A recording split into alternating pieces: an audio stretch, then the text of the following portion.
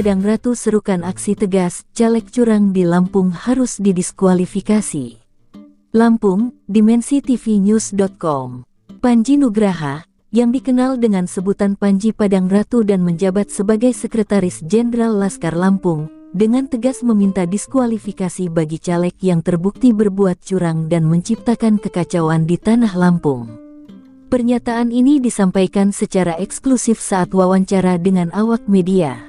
Saatnya kita sepakat untuk menghadirkan pemilu yang damai dan bersih. Namun, langkah pertama menuju itu adalah melalui penerapan hukum dan sanksi yang tegas, ungkap Panji Nugraha, atau Panji Padang Ratu, kepada wartawan.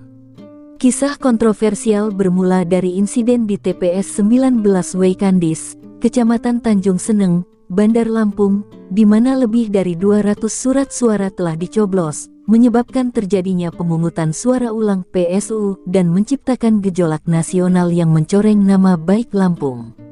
Panji tidak tinggal diam, ia mendesak Badan Pengawas Pemilu (Bawaslu) untuk bertindak tegas dan segera mendiskualifikasi Sidik Effendi dan Netilia Sukri demi menjaga keberlanjutan pemilu yang adil.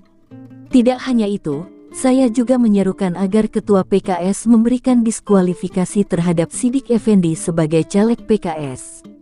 Ini penting untuk menjaga integritas partai yang identik dengan nilai-nilai agama, tambahnya dengan tegas. Tak hanya PKS, Panji juga meminta Ketua Partai Demokrat untuk memberikan sanksi kepada calegnya, Netilia Sukri.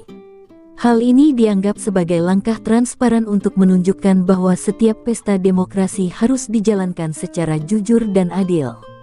Dalam hal ini, kami berharap Bawaslu dan DKPP mengambil tindakan tegas. Jangan hanya menyasar penyelenggara, tetapi juga caleg yang terlibat. Mereka harus memahami bahwa pelanggaran hukum tidak dapat dibiarkan, ujar Panji dengan serius sambil menyiratkan senyum.